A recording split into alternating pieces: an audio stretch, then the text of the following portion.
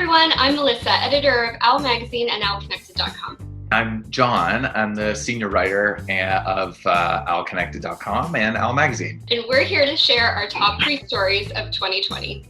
Sorry, my cat just blew through here. She's very excited about this. My third favorite story is actually back from January, and it's about Canadian soccer star Christine Sinclair when she scored her 185th career goal for Canada on the international stage, which put her in first place for a player of any gender in the sport in terms of international competition. So congrats to Christine. Big achievement for sure. That's a great story. One of my favorite stories was when we profiled what World Animal Protection was doing during the pandemic. We've talked a lot and heard a lot, obviously, about how COVID-19 has impacted humans, but there are also animals who have been impacted by the pandemic. And some of those animals are in different countries. There's stray animals who rely on humans to feed them and to care for them. And World Animal Protection ended up stepping in, and their volunteers fed the animals, make sure they were healthy. And I think it was just a really heartwarming story. Yeah, it's so true. Like, what they're doing is really, really fascinating. And my number 2 slot is kind of a twofer. One, we did kind of a roundup of Rube Goldberg machines that people worked on, which, if you're not familiar with these things, that's basically when you have, you push a ball down a slide and then it knocks a little rolling pin and it goes this way. Those kinds of machines that just have about 48 steps to them, and then at the end it's something really simple like you put a ball in a bucket or whatever. But there were some really cool ones that people came up with, and it was just, it's just fascinating, and there is a lot of science and stuff involved, so very cool. And then another one was a story about a brother and sister duo from Libertyville, Illinois. It's McCare Everett, a 14-year-old girl, and her younger brother named Camden. And McCare started this Instagram account called McCare's Muse, where she did basically sidewalk chalk art on the driveway and stuff. And she'd draw these big scenes, and then her brother would pose in them, and they'd take a photo and post it to Instagram. They put a challenge to themselves to do it for 100 days. They met it, and then they kept it going. So if you haven't seen it, it's a great story, and the account is well worth visiting.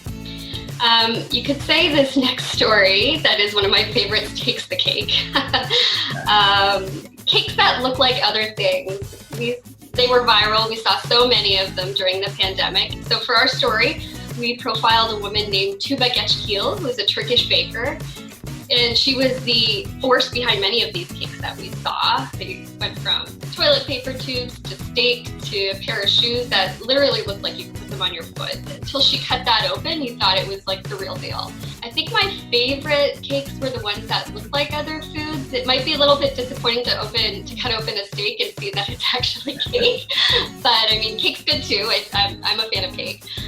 But yeah, they're all very convincing. So I had to mention that one, obviously. Choosing my favorite story, that was really hard to do, as I'm sure you felt too, but I would say that my number 1 was an interview that we did with this Toronto band called Pantayo, and this is their record right here. Nice. So they're 5 Filipina women, and their music, they take a traditional Filipino music style that uses gongs called kulintang. And then they blend it with pop music and R&B and electronic stuff, and it's a really unique sound. They also they run these really cool workshops where they teach kulintang to basically anyone who would like to learn. And then they just had a lot to say about what it's like being an immigrant in Canada and trying to both find your place within the larger Canadian society, but not lose touch with one's heritage. Yeah, their music is really cool, and you introduced me to it actually. After reading that story, I listened to their album, and it's crazy how it goes from some of the songs are so zen and chill, but some of them are so high energy. I love that mix. Yeah, and it really is different than anything I've ever heard. I really did love it. So my top story of the year is our interview with teen activist Charlene Roca. We've talked a lot about social justice this year. And one of the things that really stands out to me is all the teens who have gotten involved and have stepped up. And it's truly inspiring to me as an adult to see this. I think one of my favorite parts of that interview is when she talked about what really motivated her to start speaking out. And it was when a speaker went to her school to talk about climate change, and she found out some information that she didn't know, and it really sparked her. She went home, she did her research, she found out more about climate change, and then she looked for how she can help. I love the initiative that she took, and I think it's a lesson to everybody. Like, you know, no matter where we are in life, we can all make a difference. So that's my top story. Yeah, I agree. She's amazing. And there was also that interview that you did with her and several other youth activists too. That was at some point. Yeah, that's right. For Citizen Kid TV, we posted that on the OWLconnected website. It was a video interview I did with the cast of that show, and those are the coolest kids I think I've talked to. Very inspiring. Yeah, so definitely check that out. That seems like the right spot to end our little year-end wrap. So. Yeah. Absolutely. So yeah, remember, readers, to check out www.owlconnected.com for more on these stories we've mentioned. And can't wait to see you in the new year. Bye.